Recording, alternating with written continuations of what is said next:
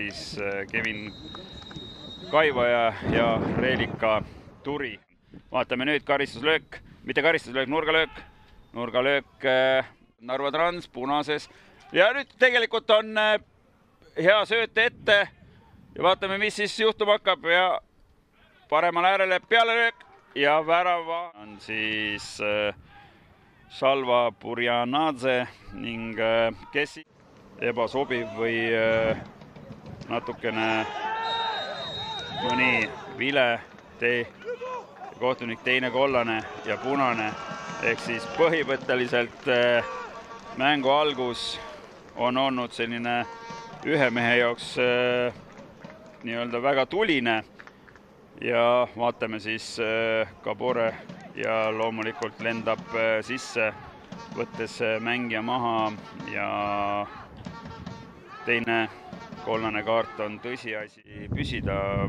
Mark Maksimkin on andmas nurgalööki, nurgalöök on antud pealelöök ja no põhimõtteliselt tabeliseisu, siis tabeliseisust on näha, et esiviisik ja mitte millestki ja mitte kuskilt tuleb tegelikult värav, tsenderdus värava suunas, tundus, et tegelikult kaitsjatel on kõik kontrolli all, aga numbri all 8 mängiv Stanislav Agaptšev ennetab, tulles selja tagant, kaitse selja tagant välja, pannes jala vahele, suunates väravahist tagumise nurga suunas ja no vaatame kordusest üle, on näha, et tsenderdus just nagu oleks kontrolli all, aga Stanislav, aga nüüd on juba ikkagi tagasi jõudnud, vaatame, mis siis saab ja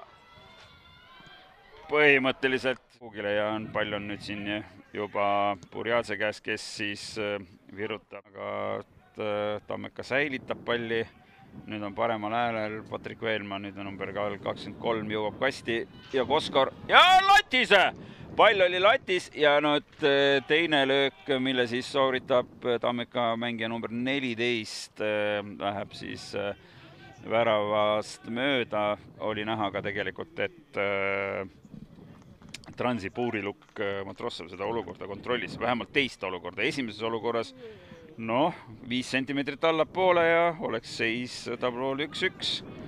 Et nüüd Žuravljev keskele värava autorile Agaptševile ja teine värav. Tundus, et pall läheb üle jala, aga ilusasti nii-öelda väravvahi vist paremale, kuhu ka löödi esimene värav, nii et 2-0 Gabore ja selle tulemusena siis Trans teeb ka kohe teise poole ajal vahetuse. Paljul on üks mäng nii-öelda varuks ja on lihtsalt nii peale löök ja värav. Alfonso annab vasak paremale Ivanušinile ja olukord tähendab ka seda, et kollast kaarti penalti olukord. Ivanušin tõmmatakse maha paremal pool ja vaatame siis kohe. Ja pääseb minema, haarab käega käest ja kollane kaart on tõsiasi ja vaatame siis, kuidas siis, missugune löök on, et hoojoks ja keskele, pall keskele.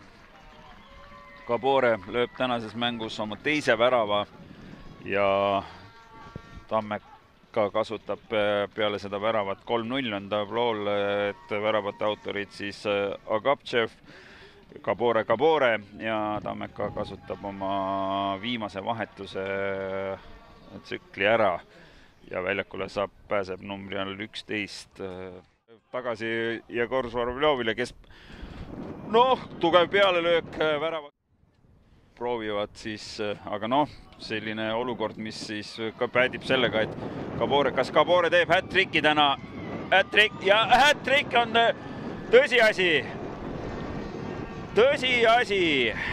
Pierre-Landry Gabore 90+1 kolmas värav, tema nii-öelda sellesse väike võidutants ka nurgalippu juures ja tundub, et keegi on nüüd veel vigastada saanud ja Tammeka medpersonal läheb siis vaatama, mis on, et samal ajal vilistab mängu peakohtunik Rasmus Maanin mängu lõppenuks, mis lõpeb siis siin Narvas, tuulises Narvas 4-0, vabandust, 4-0 koduvõistkonna võiduga väravate. No nii, mängujärgseks intervjuuks oleme kutsunud siia Tammeka väravahi Karl Kiidjärve, et kiire punane kaart, kas see otsustas tänase mängu? No ma arvan, et suures plaanis võib nii öelda küll, et alati punane kaart mõjutab mängu, eriti kui see nii varases faasis juhtub. Aga no kindlasti me ei andnud kohe nagu alla, et sealt on kindlasti võimalus välja tulla veel, aga täna ei õnnestunud. No tegelikult ega mäng oli küll loomulikult kuni lõpuni välja, aga lõpu viimased väravad siis otsustasid, et 4-0 lähed koju, et ma usun, et ega ta vist pikalt nii-öelda haavu lakkuma ei jää, et varsti tulevad uued mängud peale ja järgmised mängud on ees. Jah, kindlasti, et minu arust spordis ei tohi kunagi nagu leinama jääda ja eriti jalgpallis on hea, et sul on põhimõtteliselt iga nädal mäng ja saad, nagu kunagi Taio Tõniste ütles, siis sind mäletatakse viimase mängu järgi ja nii et ootame järgmist mängu ja loodame, et seal juba oleme edukamad. No pole hullu, edu teile siis! Jah, aitäh! No nii, ja nüüd kui toimub pildi ärategemine, siis saame ka kutsuda siia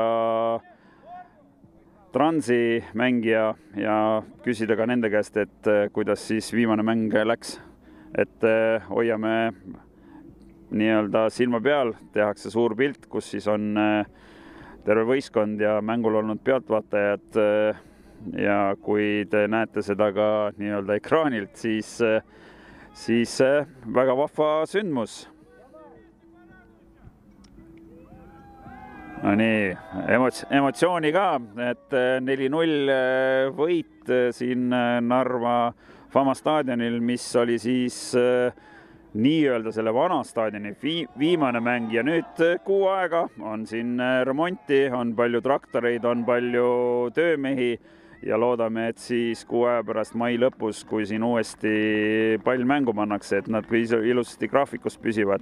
Sellel ajal vist toimub üks Narva Transi mäng ja seegi vist viiakse nii-öelda jalgpallihalli ja vaatame, kas me oleme saamas nüüd siia siis mängija, kes tuleb meiega. Jah, meie juurde tuleb siin numbri all 80 mänginud ja teisel poolel väljakul läinud Viidas, et no nii, tervist, Karl Viidas. Kuidas siis, küsime lihtsalt, et kuidas siis tunne on täna selle 4-0 peale võitu, mille te siis saavutasite 4-0?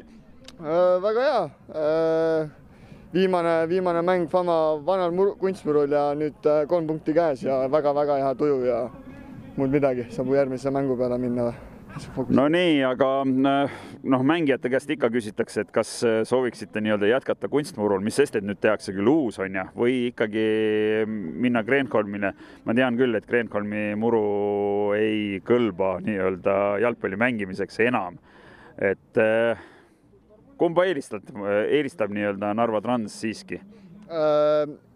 No muru peal on ikkagi nagu kõige ideaalsem, aga jah, ma parem mängin uuel Fama kunstmuru väljakul kui Kreenholmis, et nagu seal pole mingit varianti isegi. Et peaasi, et uus kunstmuru, seal ma võin mängida terve hooaja, kõik võivad mängida, ma arvan, terve hooaja seal. Aitäh ja palju õnne teile siis ja jätku edu teile!